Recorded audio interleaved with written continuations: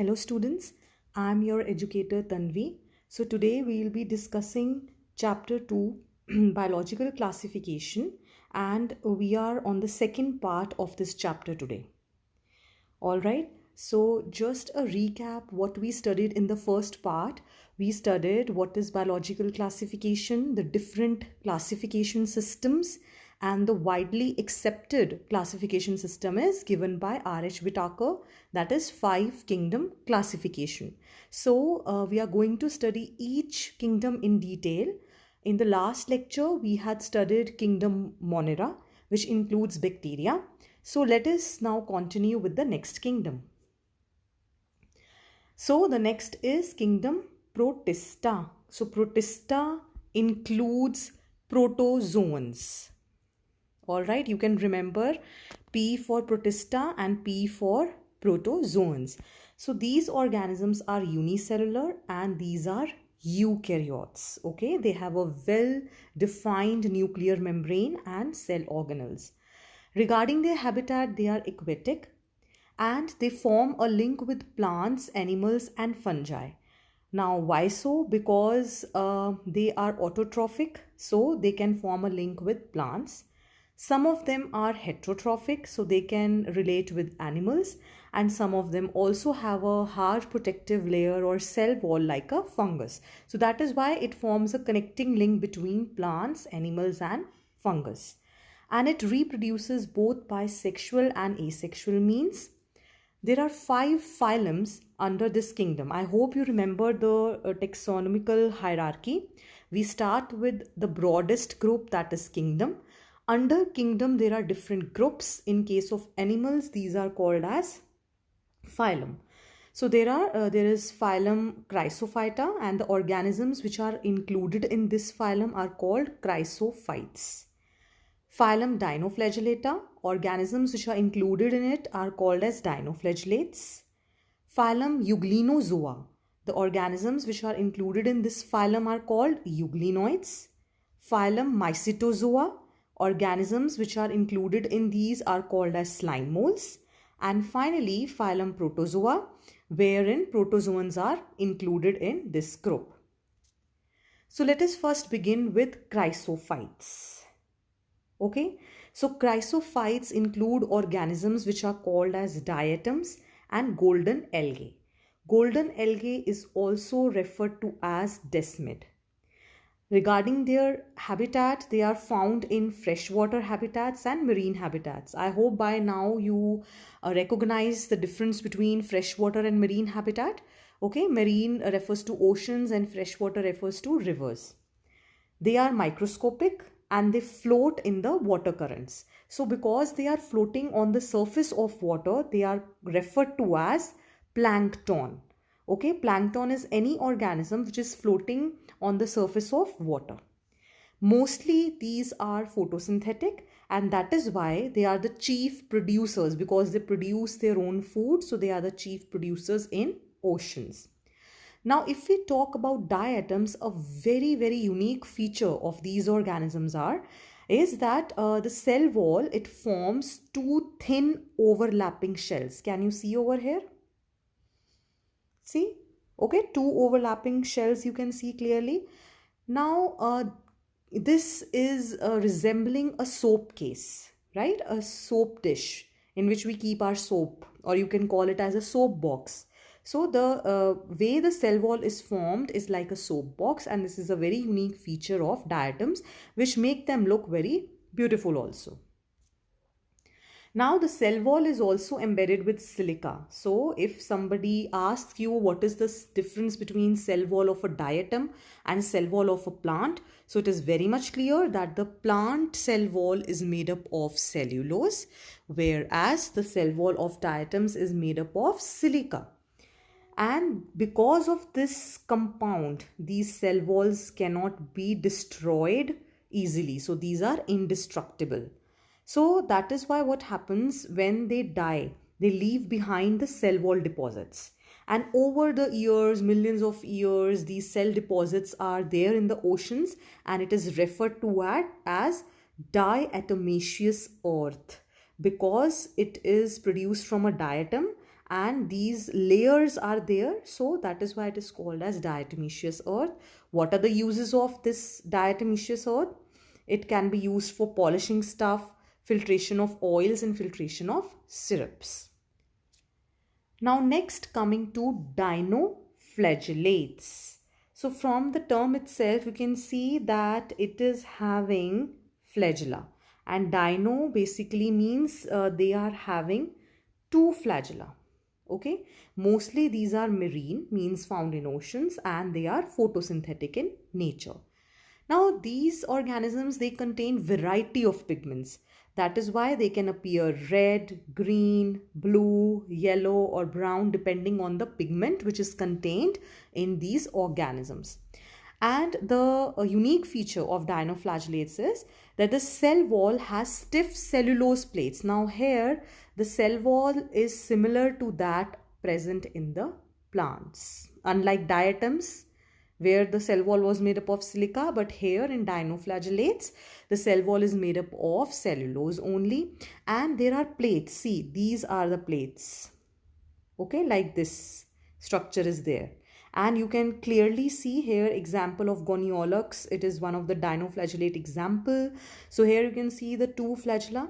One is from this furrow, or you can see the inside distance between the two segments. From there it is arising, and one is arising at the base. So there are generally two flagella. So one is longitudinal and other is transverse, lying in a furrow, like I told you, the gap between the two wall plates. Then Goniolox, which you just saw the diagram, these are called as red dinoflagellates. Very important. These red, why these are called as red? Because they produce red pigment, and because they can multiply rapidly in the oceans, they make the oceans and sea appear red. So that is why, because of its just appearance and at a red color at a massive scale, it can be referred to as red tides. So it is very important point. It can be asked like this, that which organism causes red tides, or which is a red dinoflagellate, like this. Next, these dinoflagellates, they can release toxins. What are toxins? They are harmful substances which kill other biological organisms. So these toxins can kill marine animals like fishes. So they are harmful for the aquatic flora and fauna. Now next, coming to euglenoids. So euglenoids, these are freshwater, and generally they perpetuate or they multiply in a stagnant water. Instead of cell wall, what is present? Protein rich layer is present, and this protein rich layer is called as pellicle, because it is not a cell wall, it is kind of a plasma membrane only, so it is very flexible in nature. Again, there are two flagella present, but here one is short and other is long. These are photosynthetic, but one exception is there if photosynthesis is not happening. When photosynthesis will not happen? When sunlight is absent. Then they behave like heterotrophs. So they act as predators if sunlight is absent. If sunlight is present, they act as photosynthetic organisms. And moreover, the pigments which are present in euglenoids, these are similar to that present in plants. So a very common example is euglena. You can see over here. There is a single flagella shown. Generally there are two flagellum, and it is having a very flexible layer which is called as pellicle. All right, and here you can also see that chloroplast is present, which contains chlorophyll similar to that present in plants. Next, coming to slime molds. Now slime molds, these are saprophytic in nature. Now what are saprophytes? Organisms which can obtain the nutrition from dead and decayed matter. So they generally move along decaying leaves and twigs, and then they obtain the nutrition. Now here a very unique feature of slime mold is that in suitable conditions they are going to aggregate, means they come together and they form a structure which is called as plasmodium. Means many slime molds, they will come together, they will form a colony, they will aggregate, and they will form an aggregation which is referred to as plasmodium. Now in unfavorable conditions, what will be happening? This plasmodium will differentiate and it will form spores. So spores are generally formed on fruiting bodies. What are fruiting bodies? The structures inside which the spores are formed. Okay, so here in this diagram you can see it very clearly that, see, gametes are there. Okay, after fertilization zygote will be formed, and in suitable conditions aggregation of this organism will be formed, which is called plasmodium. Under unfavorable condition, the plasmodium is going to differentiate and it will form a fruiting body which will undergo meiosis, the reductional division, and this is going to form haploid spores. Lastly, coming to protozoans. Now protozoans, these are heterotrophs, and the heterotrophic nutrition can be as a predator or as a parasite. Predator means they are going to fetch a prey. Okay, means they will select an organism which they are going to eat. And parasites means they are going to live on the living plant or animal. So these are, you can call them as relative of animals because of their heterotrophic mode of nutrition. Now there are 4 major groups under these protozoans. That is amoeboid protozoans, flagellated protozoans, ciliated protozoans, and sporozoans. So let us look at it one by one in the simplified table of this slide. See, I have divided the table into the groups, the 4 further groups: habitat, their special features, and specific examples. So that is easy for you to remember. So amoeboid protozoans, you can see the habitat is freshwater, seawater, moist soil. Okay, so 3 types of habitats they are found in.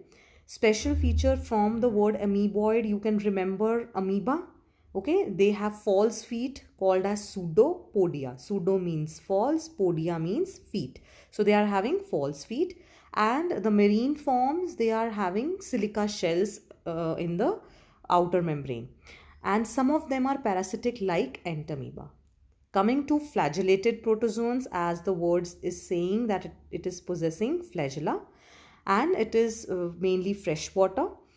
It has flagella. It can be free living or parasitic, and some of them can be pathogens like here trypanosoma, which causes sleeping sickness.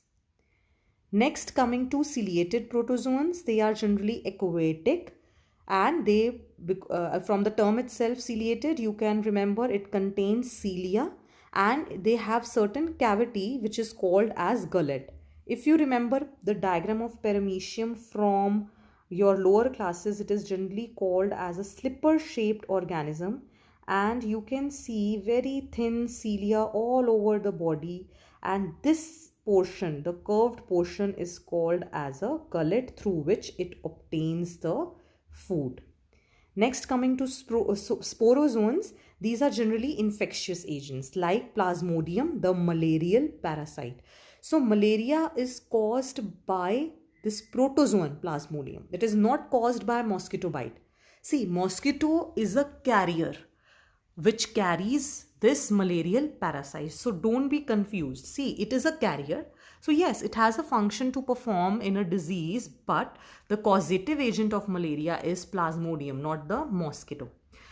And they have infectious spore-like stage, which like you can see over here, the plasmodium, it resides inside mosquito. But it is not infecting mosquito because the infectious spore-like stage will be attained in humans, not in the mosquito. All right. So I hope this is clear to you. This kingdom Protista